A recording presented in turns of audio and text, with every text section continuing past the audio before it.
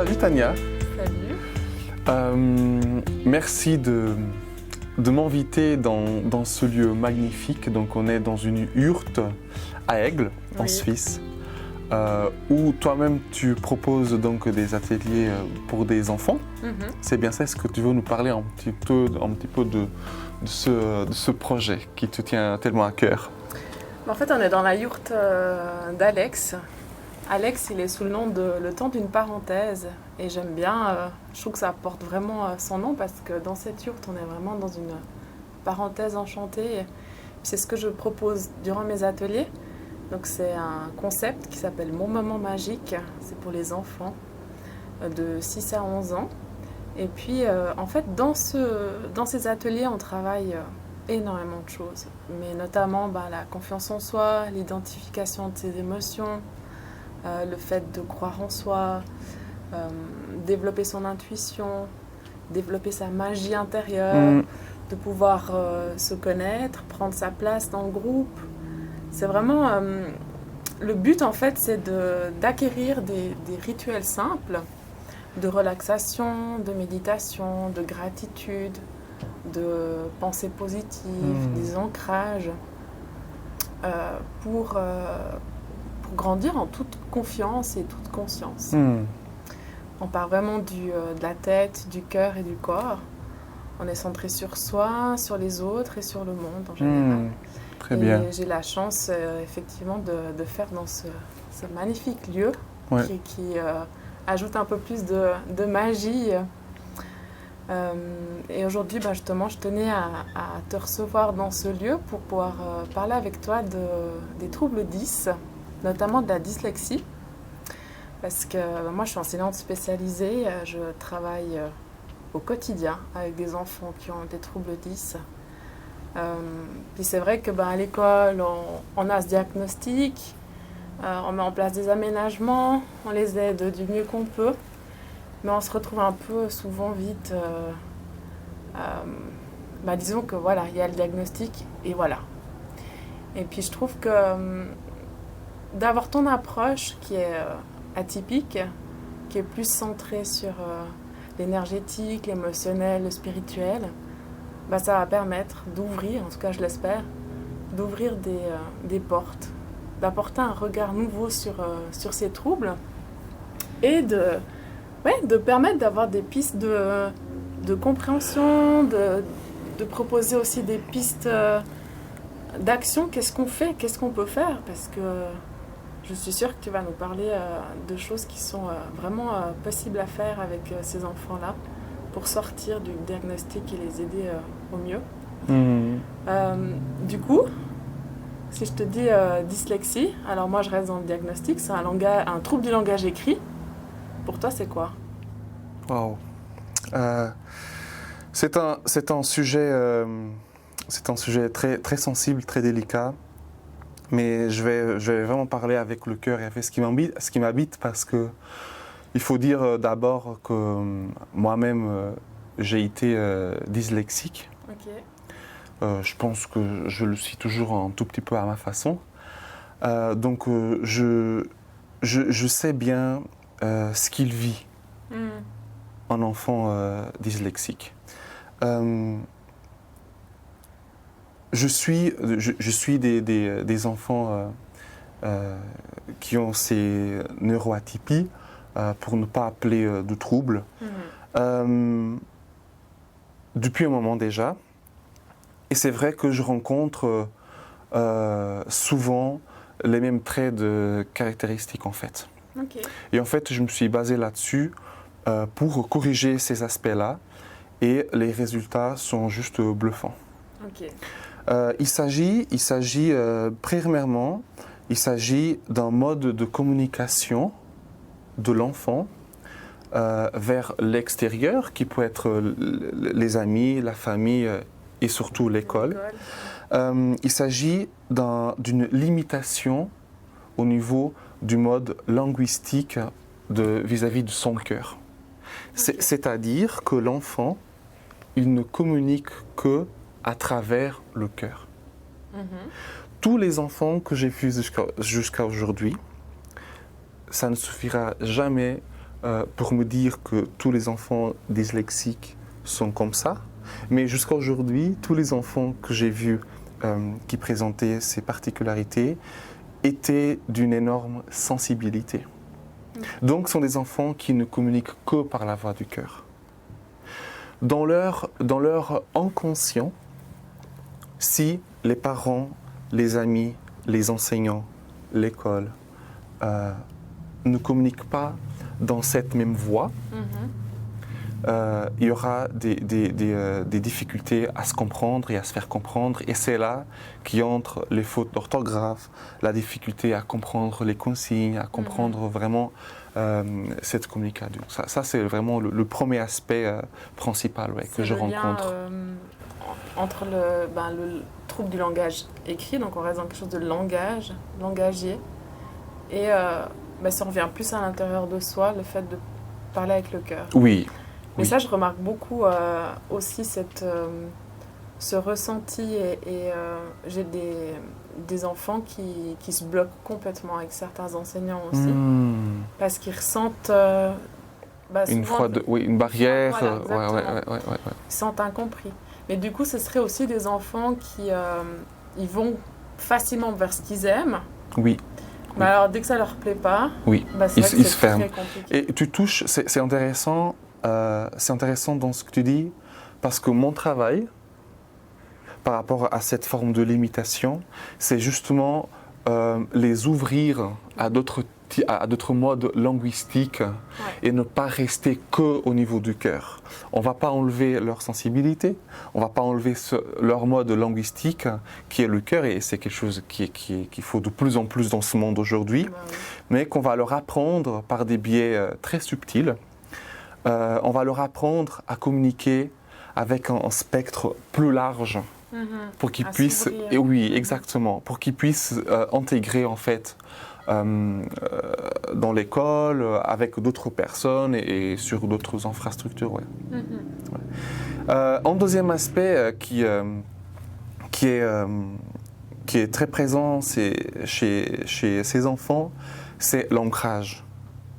C'est un terme qu'on emploie de plus en plus, mais ce n'est pas l'ancrage de la terre dont on parle ici, c'est un ancrage du corps. Ce sont des enfants qui ne sont pas dans leur corps. Ok, d'accord. T'expliques ça comment sont des projections, sont des dissociations en fait, énergétiques. Ce sont des enfants qui ne sont pas présents. Oui, alors Je pense, toi, enseignante, et pour ceux qui voient cette vidéo, savent, et ils reconnaissent leurs enfants, sont des enfants qui ne sont pas dans leur corps. Oui. Enfin, une petite parenthèse, ce qui pourrait expliquer éventuellement ça, sont des protections. Ils vivent, ces enfants qui sont d'une telle sensibilité, et ils se protègent d'un monde si dense, si dur, et en fait, ils se projettent en fait dans des espaces-temps un peu plus doux. Oui, exactement. Et c'est ça en fait qui explique tête en l'air. Oui. C'est que tu ne comprends pas, pourquoi tu ne comprends pas, t'as où la tête, tu ne m'écoutes pas. Donc ce sont des enfants qui sont vraiment dispersés. Puis de la peine à fixer les choses. J'ai beaucoup, on travaille quelque chose, ça semble acquis, le lendemain, on peut tout reprendre. Donc je pense que tu vois que ces enfants, ils manquent vraiment de la présence. Oui, tout à fait. Oui. Alors pour dire que dans une séance type, mon travail consiste à les ancrer. Pas forcément à la terre, bien sûr, mais premièrement dans leur corps. À reprendre leur place, complètement, exactement. Exactement, vraiment rassembler toutes ces parties qui peuvent être dissipées. Alors quand on parle de ça, on parle de la dyslexie qui est en termes assez médical. Je veux dire, mais tous ces aspects ne sont pas si médicaux, ils ne constent pas dans ce qu'on connaît de la médecine, mais ça fait vraiment la différence pour que ces enfants puissent être présents. En troisième aspect qui est très lié à ce qu'on vient de parler, c'est au niveau du mental. Ils ont un mental, ces enfants, qui est vraiment dissipé. Ils ont un mental qui est ailleurs. Et c'est ça qui donne la difficulté à la concentration, la difficulté à mémoriser, par exemple, aussi. Ouais. Alors, sont des aspects qui sont assez voisins, mais ils sont assez différents. Et mon but, c'est vraiment, encore une fois, de rassembler toutes ces parties du mental pour que l'enfant puisse être le plus possible entier, présent, avec un langage le plus large possible, tout en gardant leur magie, authenticité, finalement. exactement. Ouais. Et figure-toi que une fois que ces aspects sont réunis au bout de quelques séances, alors il y a des changements nets, tant au niveau des tests, des examens, comme au niveau des notes, de l'écriture, des comportements, de la posture. Et donc, ça me tenait à cœur de partager ça aussi en public, parce que ce sont des aspects qui sont là et qui nous passent parfois inaperçus. Ouais. Et puis ça fonctionne, quoi. Donc autant profiter de ça. Oui, après, chaque enfant est différent. Oui, évidemment. Et on peut pas créer des généralités, mais oui, c'est assez bluffant, ouais, en effet. Mais toi, tu travailles comment, du coup, avec eux? Avec quel outil? Bien, alors, on parle avec ces enfants. Enfin, c'est important que les parents soient présents, parce que c'est souvent les parents qui me donnent les feedbacks. C'est les parents qui me décrivent mieux le comportement de l'enfant. Bien sûr qu'il y a un lien qui doit être créé avec l'enfant, parce que on doit entrer dans un champ magnétique qui doit être très léger, très fluide. Et que par la suite, c'est par des biais énergétiques, c'est par des échanges de cœur à cœur, de âme à âme, pour que ces corrections elles puissent être faites. Ouais. Ok. Ouais. Donc si je résume, donc ce serait un langage au niveau du cœur, donc des enfants qui sont hyper centrés sur leur manière de parler, de communiquer, qui est centré sur le cœur. Un problème aussi un peu au niveau de l'ancrage, qu'ils n'habitent pas forcément totalement leur corps, donc ils ne prennent pas finalement leur réelle place. Oui, exactement. Ouais. Et aussi au niveau du mental qui est assez dissipé. Et tu m'as parlé aussi de cette sensibilité qui est aussi finalement là-dedans. C'est vrai qu'en général, c'est des enfants qui sont très sensibles. Enfin, en tout cas, moi, je le vois dans mes élèves, hyper sensibles à capter aussi un peu les sensibilités des gens proches qui supportent pas l'injustice et puis du coup qui se préoccupent énormément même pour les autres. Puis du coup effectivement c'est difficile d'être là, présent à l'école alors qu'on est en train de penser à autre chose, à sa grand-maman qui va pas bien ou autre, et puis ça peut durer pendant de longues semaines. Donc c'est vrai que avec tout ça, je comprends aussi un peu plus finalement les barrières en plus du diagnostic. Quoi. Oui, au niveau cognitif. Voilà, complètement. Alors tu disais tout à l'heure, qu'est-ce qu'on peut, au tout début, à la maison, les parents, même les enseignants, d'autres professionnels de la santé comme les logos, les psys, en tenant compte, bien sûr, pour ceux qui l'entendent, et pour ceux qui ça résonne, en tenant compte de ces aspects, on peut élargir un peu plus le spectre de l'entraide, notamment, c'est ça, travaillant la méditation, l'ancrage, vraiment cette convergence au niveau du mental, et je pense que ça peut déjà faire sa différence. Puis la sensibilité, puis c'est aussi des enfants qui, à la longue, perdent énormément confiance en eux. Et puis c'est vrai que je pense si on ouvre, comme tu disais, puis qu'on reste pas sur il y a un diagnostic, c'est comme ça, Mais finalement, qu'on prend en compte, qu'on essaye de communiquer aussi avec le cœur, avec ses Mmh. enfants. Mmh. On essaye de se mettre aussi à leur niveau, de les comprendre aussi, d'ouvrir aussi comme tu fais toi. Et puis travailler sur cette confiance en eux qui perdent malheureusement assez rapidement. Ouais. À quelque part, c'est aussi une invitation aux parents et aux enseignants oui. à ouvrir aussi leur cœur. Oui, ouais. Oui, puis voilà, le lien cœur à cœur est juste hyper important pour eux. Donc, oui, énormément. Ouais. Et puis on voit que c'est ce qui fait rentrer aussi dans les apprentissages et dans la compréhension, quoi. Super. Il y avait aussi un autre trouble 10, la dyscalculie. Donc là, on est plutôt dans le côté mathématique, avec des difficultés au niveau de la numération, de l'espace, de la logique. Est-ce que tu as déjà eu l'occasion de travailler avec des enfants dyscalculiques? Oui. C'est pour qu'on se comprenne et pour faire court, c'est le même protocole, sauf qu'au lieu d'être au niveau du cœur, au lieu d'être au niveau de la communication, comme tu as dit, c'est au niveau de la logique. Pour ces enfants, il n'existe que leur propre logique. Ok, ouais. Ils n'arrivent pas à percevoir d'autres modes de fonctionnement, pas au niveau du langage, pas au niveau de la communication comme un dyslexique, mais au niveau de la logique, et ça peut se traduire par la dyscalculie. Alors la difficulté à accepter d'autres manières de faire, d'autres façons de penser, oui. Exactement, oui. Oui. Qui peuvent, et donc pour que ça soit clair, tous ces mécanismes sont bien évidemment complètement. Complètement inconscient.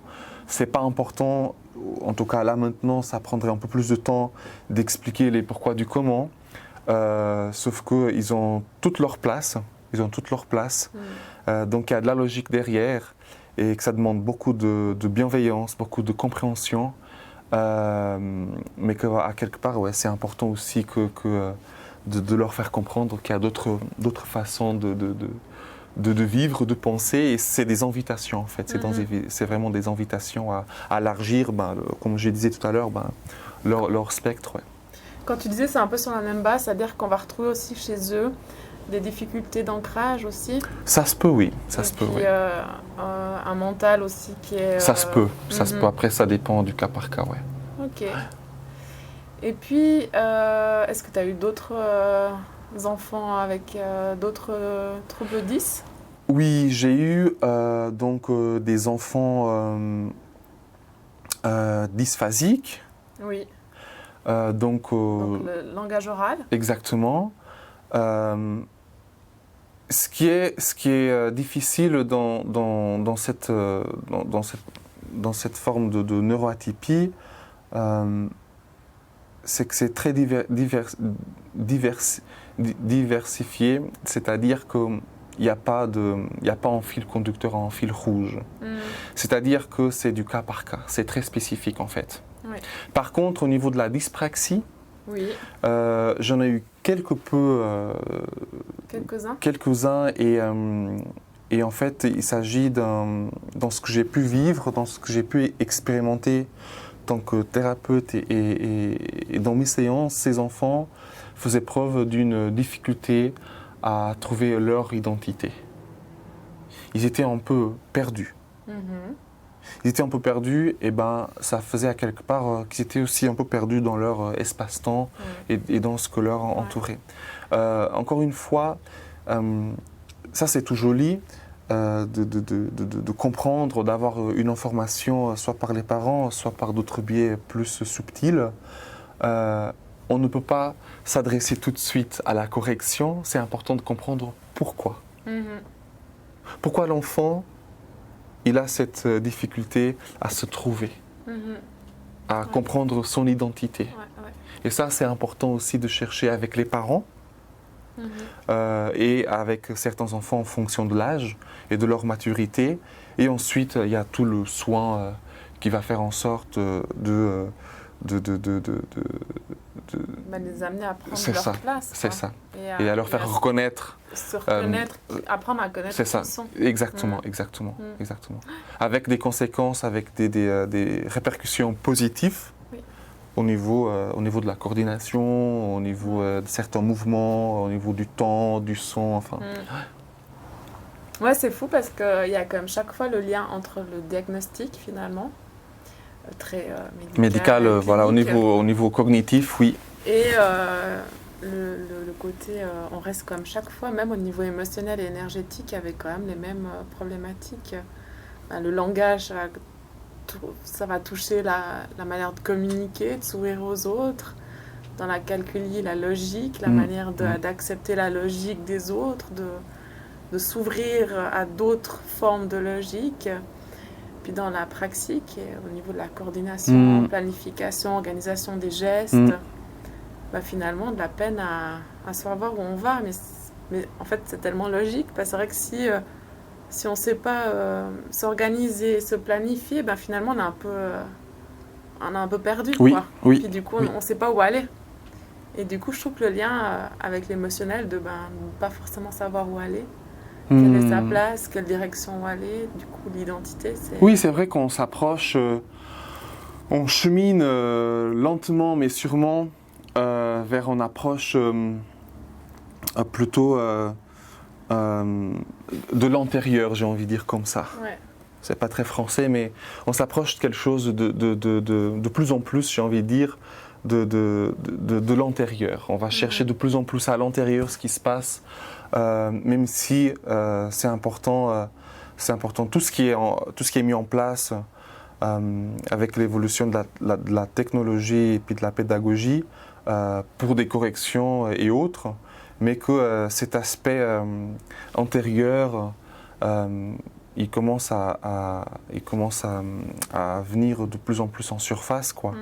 Et c'est des catalysateurs parce que ça va beaucoup plus vite, ouais. Parfois. Ouais, c'est hyper intéressant en tout cas, puis j'espère que voilà, ça aura permis une autre vision, même si chaque enfant est unique, chaque enfant a un dyslexique, a ses propres il n'y a pas, c'est ça, il n'y a pas de généralité. Ouais. Mais voilà, on a pu voir qu'il y avait quand même des choses qui se retrouvaient. Mais en tout cas, ça me parle assez, je retrouve dans la plupart des choses que tu as dites vraiment chez mes élèves, quoi. Puis c'est vrai que je trouverais chouette qu'on puisse ouvrir à d'autres thérapies, d'autres manières en fait de travailler avec ces enfants pour les aider au mieux. En tout cas, je reste ouvert pour les professionnels de la santé, pour tous ceux qui veulent approfondir cette approche. Ça me tenait vraiment à cœur de donner plus d'informations, plus de renseignements, parce que c'est quelque chose que je vis quotidiennement. C'est vrai que ça fait depuis un moment que je suis ces enfants, donc il y a quand même déjà une forme de pratique, d'expérience. Donc oui, le but c'est vraiment d'ouvrir cette... Oui, c'est ça. Ouais. Merci beaucoup pour ce partage. Et puis, on va se retrouver tout prochainement pour une nouvelle vidéo. Oui. Sur les enfants indigos, arc-en-ciel et cristal. Ça, c'est aussi une thématique qui promet d'être très intéressante. Et de l'actualité. Ce qui peut expliquer beaucoup de choses, notamment certains fonctionnements des enfants. Merci. Merci à toi, Tania. Merci à toi pour ta présence, pour ta sensibilité, et puis merci. Merci.